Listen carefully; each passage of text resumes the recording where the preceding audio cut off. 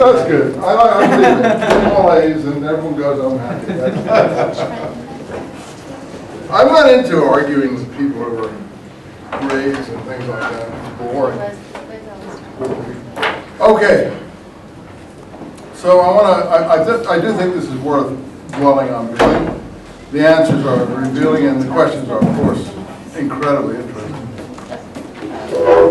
Also, you learn a lot about Judaism, or the way Judaism wanted to appear anyway, from reading this and Mendelssohn and others. You get to be quite experts on it. The only marriages expressly forbidden by the law are those with 7 Canaanite nations. I never heard about that. With Ammon, Moab, and the Egyptians. This prohibition is absolute concerning, I didn't know there were 7 Canaanite nations. I guess it's in the Talmud someplace. And with Ammon and Moab, it's limited. You see, it's in the Talmud, according to many Talmudists. So these guys are expert Talmudists, obviously, and they know what's in the Talmud, and I'm not an expert on that particular. It's a vast literature, so, you would have to spend a lot of time to get an expert on that. Egyptians, the prohibition is limited to the 3rd generation. You really can learn a lot here, you see. There have been at several periods of intermarriage between Jews and Christians in France and Spain and Germany, sometimes tolerated, sometimes not. Unions of this kind are still found in France, but we cannot dissemble that the opinion of the rabbis is against these marriages. According to their doctrine, although the religion of Moses has not forbidden the Jews from intermarrying with a nation not of their religion, yet a marriage according to Talmud requires a religious ceremony of a certain kind called a kiddushin, and it can't be religiously valid, and so on and so forth, without this situation. So they would have to be civilly married, not religiously. So that's okay, you can be a civil married. That's what Mendelssohn was saying. We have some religious laws that apply to us, but we're not against civil laws. And it's not bothering you, it's not bothering us. I don't think they answered that question the way Napoleon wanted it answered. You would agree, right? He thinks there's a little bit of sliding going on here, and yeah, they're doing the best they can, right? They want to be what? They want to be Frenchmen. They want to be French, and they'll do whatever, as much as they have to do to be French. Which all the people coming to America wanted to be American these days. I hope they do. I mean, that's what it used to be. And if people are just coming in here to make money and go home, that really isn't the spirit of America. America was, you came here, you became part of it. And it didn't maybe welcome everyone as well as it ought to, but it didn't stop you from progressing in the way you might want to, in the community that you might want to be part of. I mean, heck, there's been prejudice against the people that I come from the beginning, but I don't care. It doesn't bother me. If someone wants to be prejudiced, let them go be prejudiced.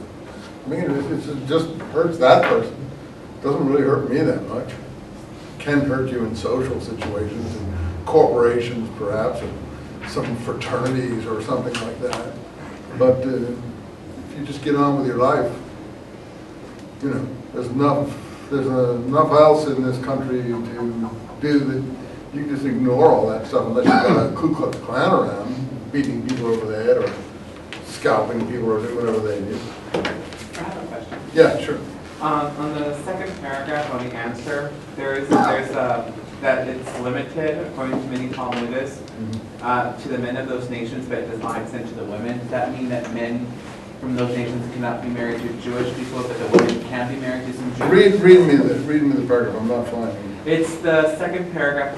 Read me the first line. The prohibition is absolute concerning the 7 Canaanite nations, and then after, according to many Talmudists, it says to the men of those nations and does not extend to the women.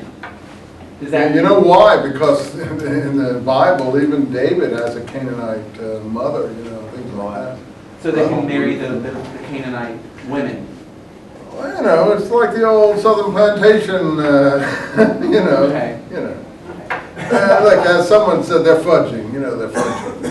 I'm not a big enthusiast for rabbinic, Talmudic thought processes. But they're trying to, they're honest here. I mean, that's probably true what they're saying. So why aren't they honest with usury? charging into their brother when they're not supposed to, and then, leaving the contract, okay, squash it after 7 or 8 years. And why still, why don't they say we're going to keep the practices of the Bible, and we're not going to do that?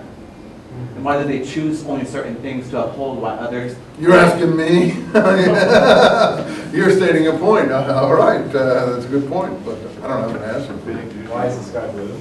I mean, Politics. I never met one who forgave a debt after, what, supposed to be 7 years? Really? Yeah, something like Because that. he knows the Talmudic things better than I do. Look, he's got it all memorized. No, but honestly, this marriage thing, they are sliding a bit here, trying to put the best face on things. But they're saying, look, we don't want to dissemble, we don't want to be dishonest totally, they're saying here. We do have some issues on marriage. And, in a religious marriage, obviously the person would have to convert for, and I think most religions say the same thing. But we're prepared to have people to go and do civil marriages, that's fine. I don't know if that's a sufficient answer. Now, as far as why aren't they honest, why do they observe some things? I mean, maybe the Talmudists would say you should forgive the debt after the 7th year. That doesn't mean that because the Talmudist says something and anybody did it. I mean, the Talmudist can say whatever he wants, but I don't think anyone that I knew was running around marrying Ammonites, Moabites, and people like that, or Egyptians of the 3rd generation. I mean, that's just something they picked up out of Scripture somewhere. But the practice was, like most ethnic groups, Jews tended to want to marry among themselves, or try to marry among themselves where possible. I think that's a fair statement, and I think you get the same practice among Greeks. Didn't that woman make a movie about Greeks recently? What was it called? What was it? Yeah, I mean, that was the whole point of that movie, right? The problem she was having with her relatives over who she was going to marry, and they were trying to make a Greek out of the guy. And I think the same thing, many Hispanics, many Japanese, many Chinese, many Arabs, tend to try to marry people from the old country, if you want to call it that. But the more assimilated people get, the more, intermarried they become, the less they insist on those things. I'm not saying it's good or